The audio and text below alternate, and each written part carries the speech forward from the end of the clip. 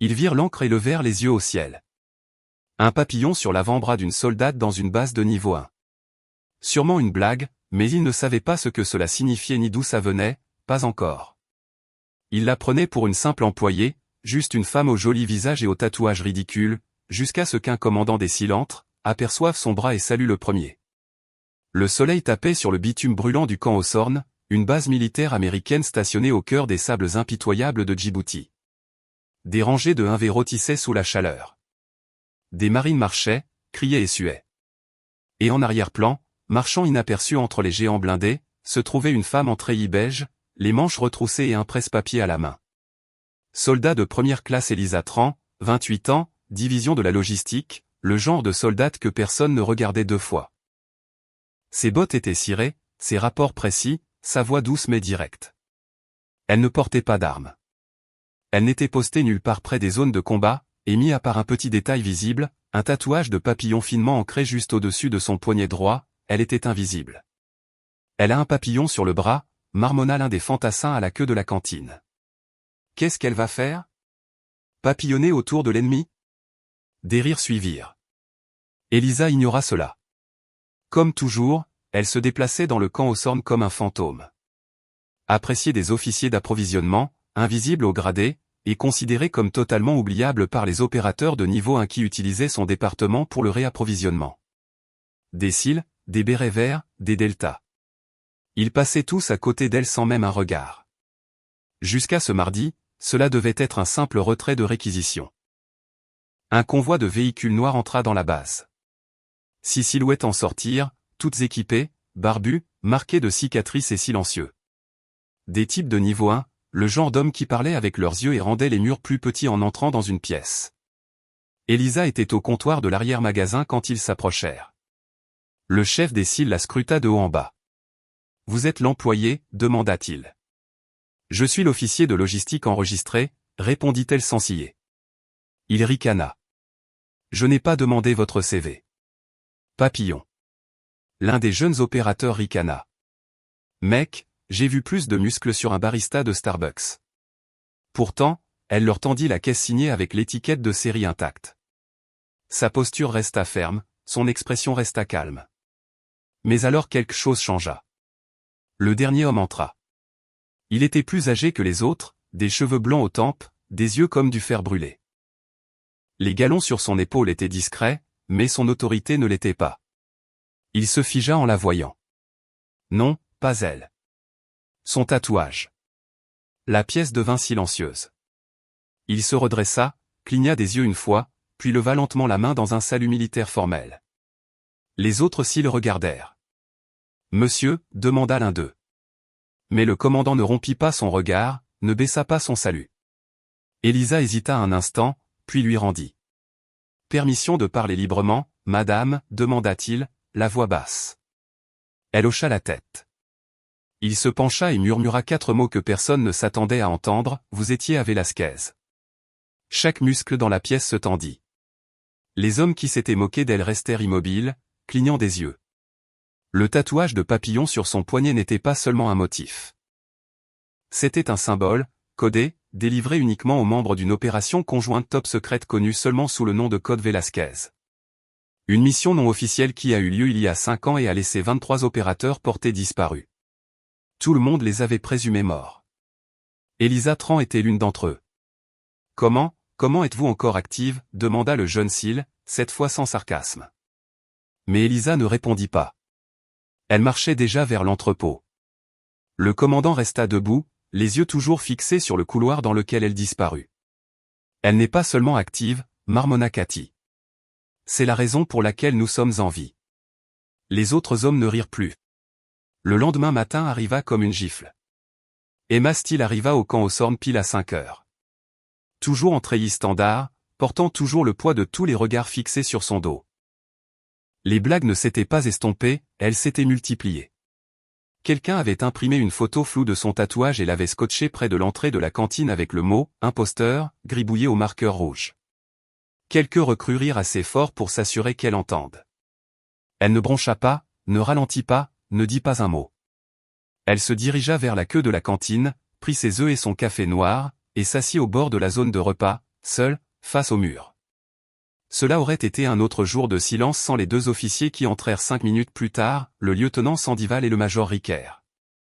Tous deux militaires de carrière, tous deux connus pour être particulièrement impitoyables envers quiconque n'avait pas gagné sa place. Ils virent la photo du tatouage, ricanèrent. Puis Sandival dit, non sans discrétion, on dirait que son tatouage a plus d'habilitation que son QI. Une explosion de rire. Emma posa lentement sa fourchette. Ses épaules se détendirent, mais ses mains ne bougèrent pas. Riquer s'approcha, tapant la photo laminée du tatouage avec son index. « C'est vous » demanda-t-il, assez fort pour que toute la pièce entende. Emma ne répondit pas. Il s'approcha. « Vous pensez que mettre cet emblème sur votre peau fait de vous un fantôme? Fait de vous l'une d'entre eux? Vous portez une histoire que vous n'avez pas gagnée. » Toujours aucune réponse. Sandival se pencha. « Laissez-moi deviner. Votre petit ami était un cil. Vous l'avez volé à sa veste pendant qu'il dormait. » Emma leva les yeux vers lui, les yeux clairs, fixes, calmes. « Non, dit-elle d'une voix neutre. Mais mon commandant le portait sur sa poitrine le jour où nous avons violé un camp en Nuristan. J'étais la 3e à entrer. » Riquer se figea. « Qu'avez-vous dit ?» Emma se leva lentement, le dos droit, son plateau intact. « Vous avez bien ri. Maintenant, laissez-moi parler à quelqu'un qui sait ce que cet emblème signifie. » Puis, pour la première fois depuis son arrivée, elle marcha droit au milieu de la cantine. La fourchette de chaque soldat s'arrêta en l'air. Emma ne rompit pas son pas avant d'atteindre la porte marquée « Opération ». Elle frappa une fois. Une voix à l'intérieur, rude, directe, cria « Entrez ». Le colonel Dean Marcus, un homme aux cheveux poivre et sel et un trident d'argent des cils au-dessus de son cœur, leva les yeux de son bureau en la voyant entrer. « Soldat Steele, monsieur, dit-elle, je demande la permission de clarifier mon dossier. » Il lui fit signe de parler. Elle sortit de sa poche un morceau de papier plié et le posa sur le bureau. Il était usé, froissé et estampillé de multiples sceaux de sécurité. Marcus l'ouvrit et se figea. La première ligne lisait « Opération Arrogat », censurée en dessous, code d'opérateur, en B2. Rôle, tireur d'élite désigné de niveau 1. Commandant, CDR de Clan Oï, SEAL Team 6. Marcus cligna des yeux. Ce n'est pas possible. Emma se pencha. J'étais attachée officieusement sous le programme Deep Vector du SOCOM. J'étais la dernière opératrice sortie de Kandahar et lorsque le camp a été violé. L'encre. Elle retroussa sa manche pour exposer le tatouage complet, une étoile noire encerclée de coordonnées. C'est le code en B. Seulement 2 d'entre nous l'avaient.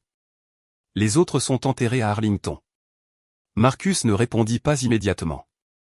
Au lieu de cela, il se leva, contourna le bureau et salua.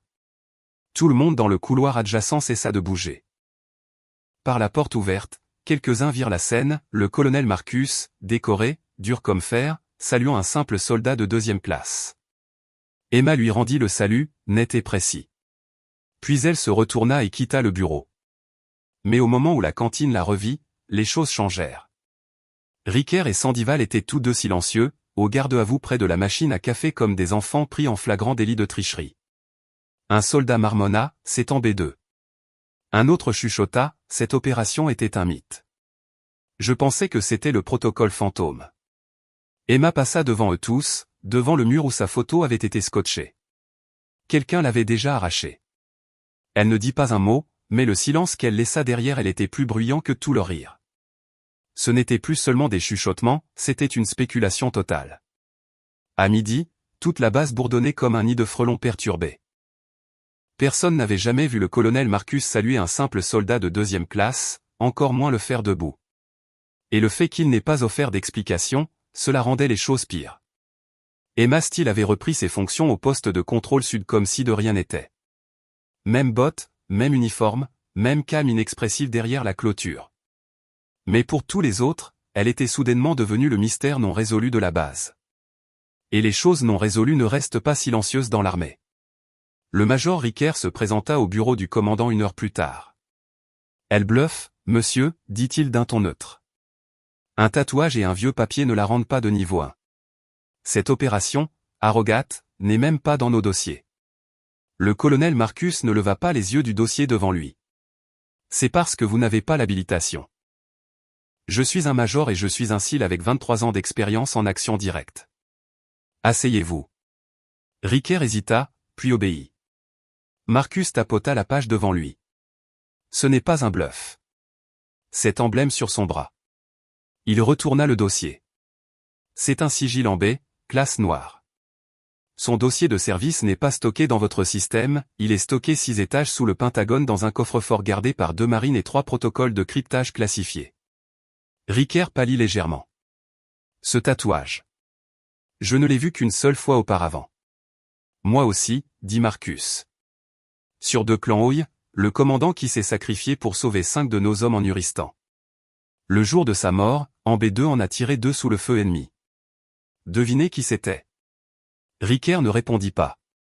Le colonel Marcus referma le dossier. Vous avez raillé un fantôme, Major, et elle vous a salué. Pendant ce temps, en dehors de la chaîne de commandement, Steele devint la cible d'un autre type d'attention, des regards curieux, des conversations hésitantes. Les mêmes recrues qui avaient ri lui laissaient maintenant une large place. Certains tentaient des excuses, maladroitement. D'autres évitaient simplement le contact visuel. Mais Emma n'était pas intéressée à être comprise. Elle n'était pas là pour se faire des amis. Elle n'était pas là pour s'intégrer. Elle était là pour servir tranquillement, exactement comme elle avait été entraînée. Mais ce calme ne dura pas. Pas quand le général Cavanog arriva sur la base le lendemain matin dans un Black Hawk. Le général n'attendit même pas le comité d'accueil complet. Il débarqua, se dirigea directement vers le bureau du colonel Marcus, et en moins de 5 minutes, Emma fut convoquée. Elle entra dans la pièce, posture parfaite, visage impénétrable. Le général l'étudia un long moment. « Vous êtes Steele ? » ?»« Oui, monsieur. » Il brandit une copie du document d'habilitation en B. « Savez-vous ce que signifie ce document ? » ?»« Oui. » »« Alors vous savez aussi le genre de problème que cela apporte quand ça refait surface. » Elle hocha la tête. « Je n'ai rien révélé. Ils se sont moqués du tatouage. Je ne l'ai expliqué que lorsque j'ai été coincé. » Le général soupira. Marcus intervint, ce n'était pas de mon ressort. Elle a suivi le protocole, général. Nous non. La pièce devint silencieuse.